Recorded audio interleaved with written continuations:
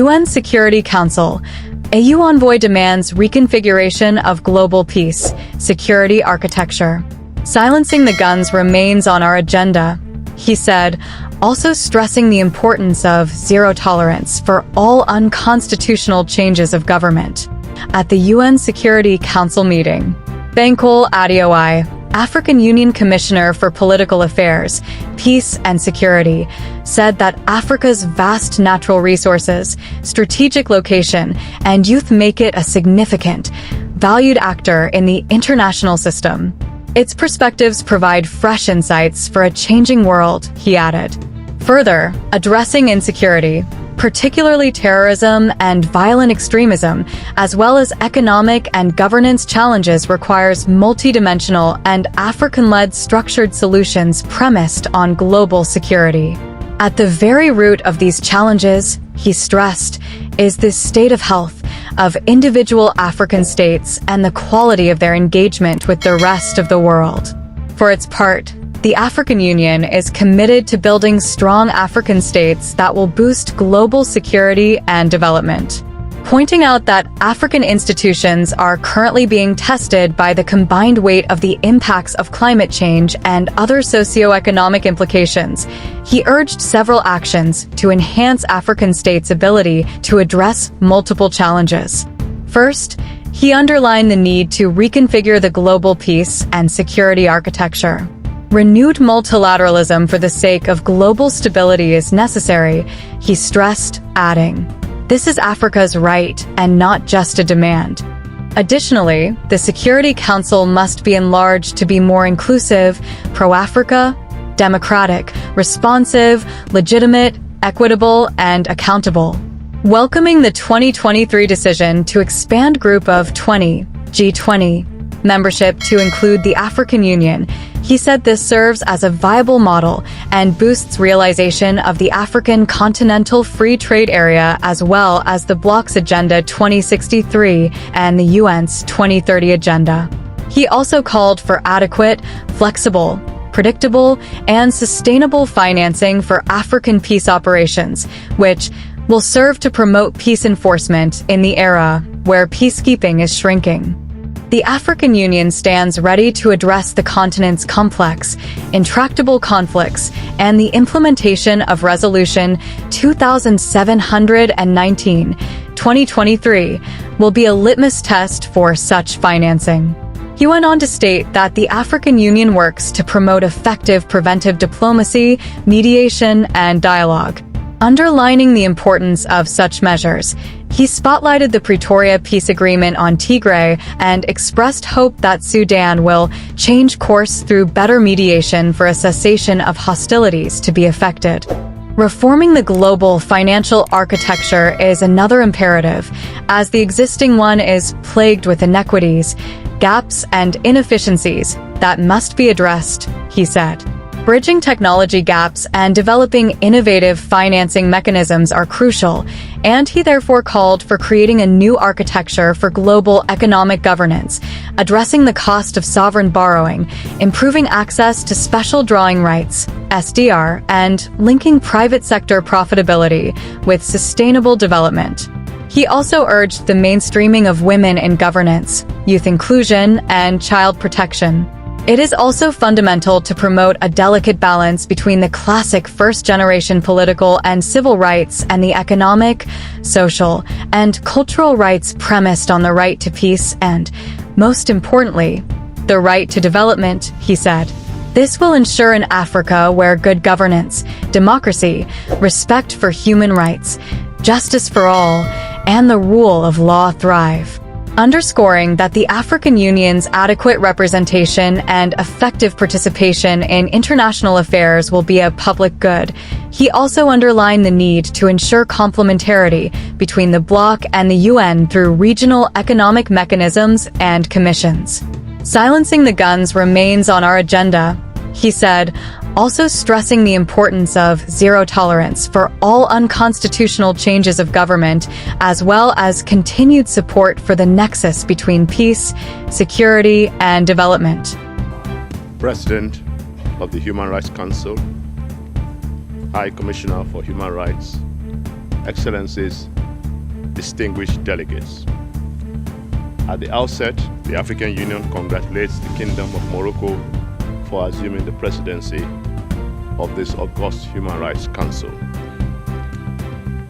Presently, Africa faces a multiplicity of complex challenges and pervasive threats, ranging from growing terrorism and violent extremism to unconstitutional changes of government, protracted conflicts, and the impact of climate change on peace and security.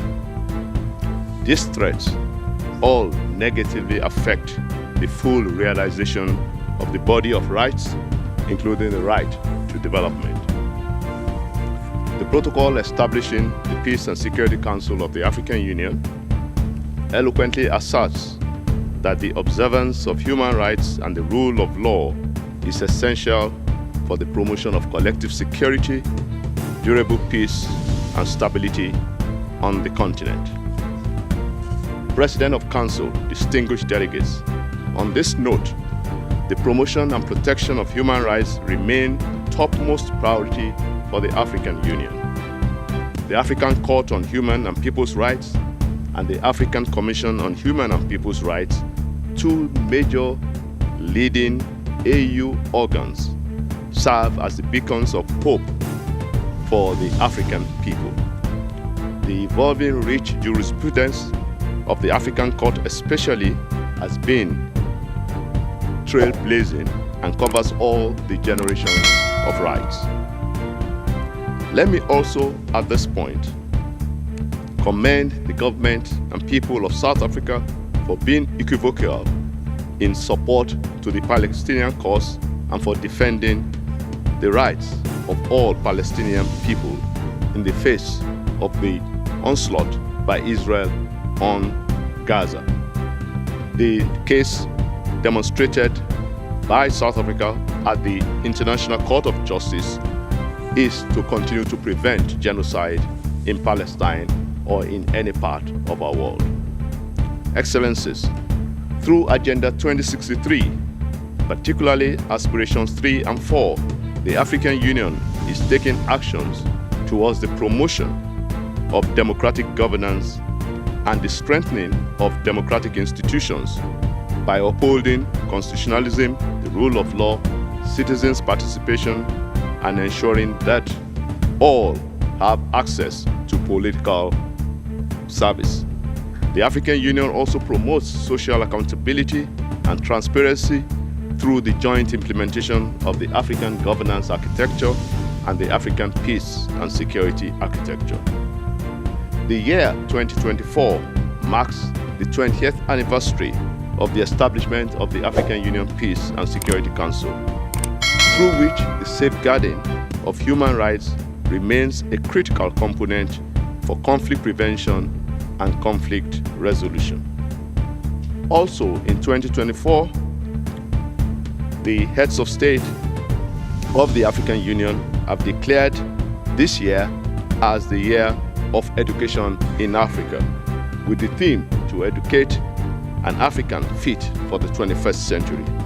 Therefore, building the Africa we want must solidly be anchored on inclusive, quality, lifelong education, which necessarily translates to the right to education. The African Union considers the right to development as one of its topmost strategic priorities. The Constitutive Act of the Union stipulates that member states should undertake to promote political and socio-economic integration of our continent. But this will only happen in the conditions where peace reigns. Therefore, the significance of the right to peace, the right to development, embodies a comprehensive approach to the realization of human dignity and human security. The African Union is convinced that the right to development is composite, holistic, and interrelated with all other rights because it is people-centered.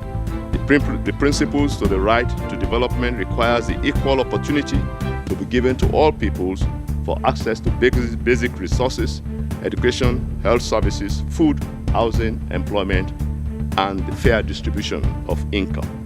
As noted in the 2019 report on the Right to Development in Africa by the United Nations Economic Commission for Africa, the right to development is a fundamental right that it is essential for the means of promoting the respect of all other rights and promoting a direct, decent life for all.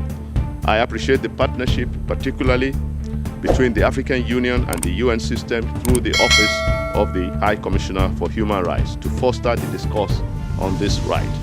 It is for this reason that we in the African Union continue to appreciate the joint framework for enhanced partnership with the UN in peace and security, and as well for the implementation of Agenda 2063.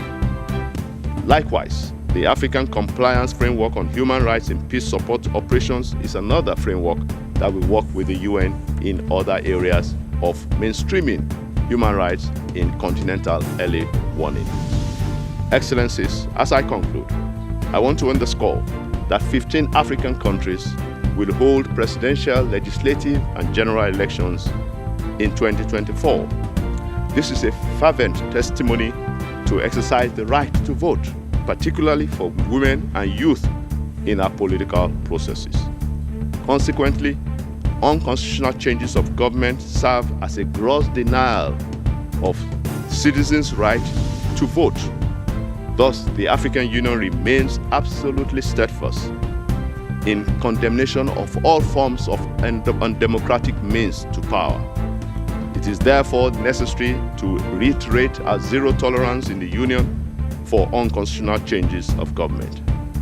Let me invite you all, the international community, this council, to continue to work collaboratively with the African Union in finding a balanced approach to promoting simultaneously political and civil rights along with economic, social, and cultural rights in response to the challenges we face on our continent. I thank you.